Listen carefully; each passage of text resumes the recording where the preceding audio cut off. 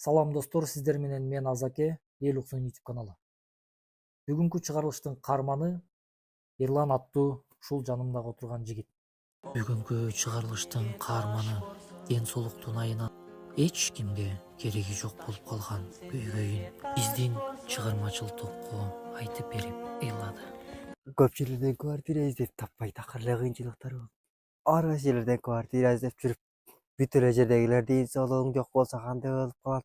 Бир нерсе болуп калсаң биз жоопкерчилик тартып калбайлы дей бергенмин. Бул жакта бир жерде бар ушул жердеги квартира гана тааныш экен. Кышты ушул жерден өткөрүп ал деп тааныш билиштери аркылуу ушул жердеги квартирага алып келип киргизген. Ушул терезеси жок, кыштын чилдесинде терезеси жок. Квартирада эч кандай условиясы жок жашап жаткан майып бир тууганыбыз жөнүндө тема болмокчу. Бул каарманыбыз кадр артында бизге жок, мен майып эмесмин. Учурда азыр болгону ооруп жатам.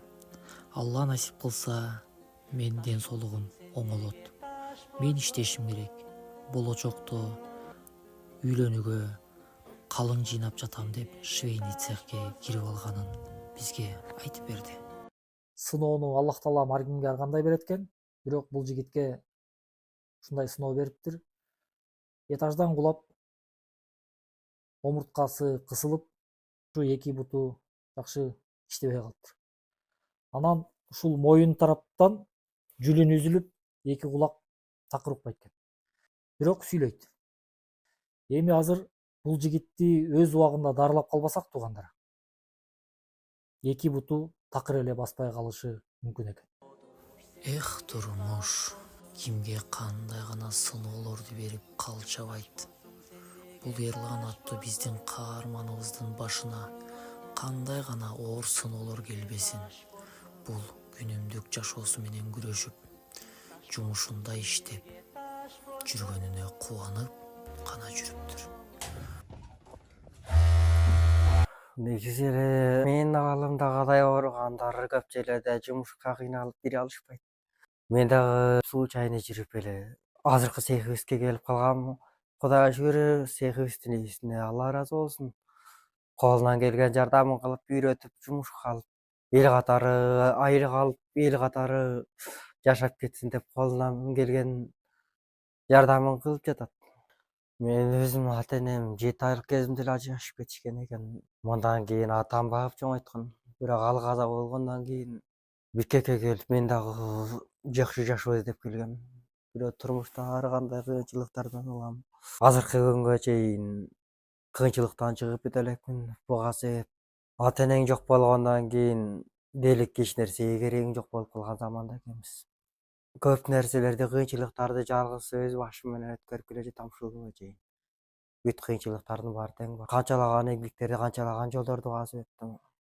Азыр да чыгып бүтө элекмин эми. Бир нерсе деп айтыш кыйын, бирок качандыр бир күнү менде да баары жакшы болгонуна көзүм жетет. Бирок ал үчүн ийгиликтүү операция же ийгиликтүү дарылануу, ден соолугум калыбында болсо мүмкүн өз күчүм менен иштеп кетмекмин деп ойлойм. Кийин көп жердеги врачтарга барып кайрылдык, бүт жерлерге кайрылдык, Турцияга барып документтерди тапшырдык.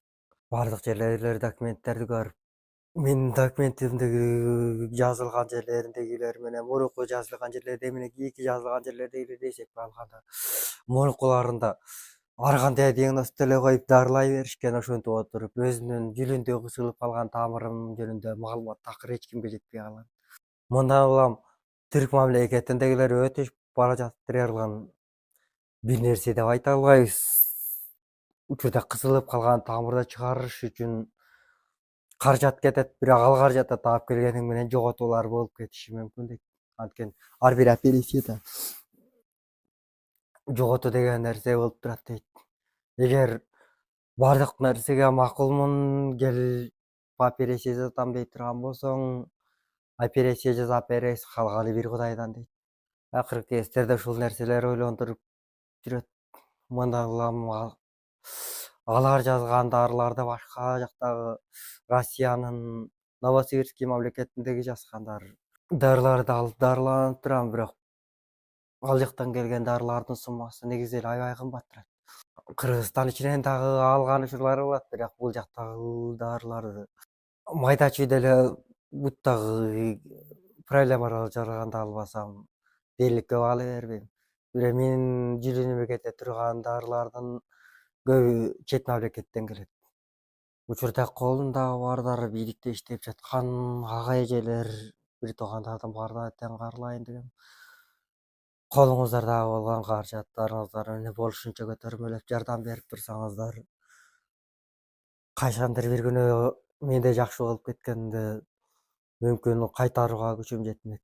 Бирок азыр мен мамлекеттен эч качан бир нерсе сурап ала албайм. Бирок колунда бар дары турмуштагы эже, ага карындаштар деген бар, мүмкүн жакшы байкелерге жолугуп, колу ачык байкелерге жолугуп калсам мүмкүн дарыланууга кете турган каражатым чыгып калабы деген эле ой болуп атат. Эң башкысы дарыланууга кете турган чыгымды жардамдашып турган адамдар болсо деп кааlayм. Эгер ден соолугум жакшы болуп турганында, азыркыдай кыйынчылык учурда болбогонунда элге кайрылбайт болчумун, бирок акыркы кездерде өзүм иштеп тапканым күнүмдүк жашоомдон эч качан артпай атат. Тескерисинче жетпей калган учурлар болот. Бирок элге кайрылуумдун бирден бир себеби ушул дарылануума кете турган каражат жагынан жардамдашып турса деген ой менен кайрылып аткам. Эгер иштеп турганымда ден соолугум жакшы болгонунда мүмкүн кайрылбай өзүмдү өзүм сүйрөп кеткенге күчүм жетмек болуш керек деп ойлойм. Акыркы кездерде ден соолугум мурункудай эмес. Жыл өткөн сайын начарлап атам. Мурункудай дарылануу болгондон кийин көтөрүп жылыш байкалса, азыр дарылануу болгондо жылыш деле байкалбай калды. Эмнегедир кайсыл учур кандай болуп жакшырып кетет, бир Алладан башка эч ким билбейт. Акыркы кездерде ушу дарыланууга кете турган каражат кыйнап жатканы чөйрөмөн. Мына туугандар, өзүңүздөр бул каарманыбыздын жашоо шарты менен тааныштыңыздар. Бул жигит ден соолукта болгондо далай ийгиликтерге жетишмей экен. Себеби эми өзү майып болсо дагы ошо майыптар олимпиадасына катышып, Казакстанга, Өзбекстанга, киши кылып чет өлкөлөргө барып, 1-чи, 2-чи, 3-чү орунду алып жүргөн спортсмен жигит экен туугандар. Ошол туугандар, жок дегенде лайктан басып, жылуу комментарияңыздарды жазып коюңуздар. Себеби бул жигит сиздердин ар бир комментарияңыздарды окуп көңүлүм бурат экен.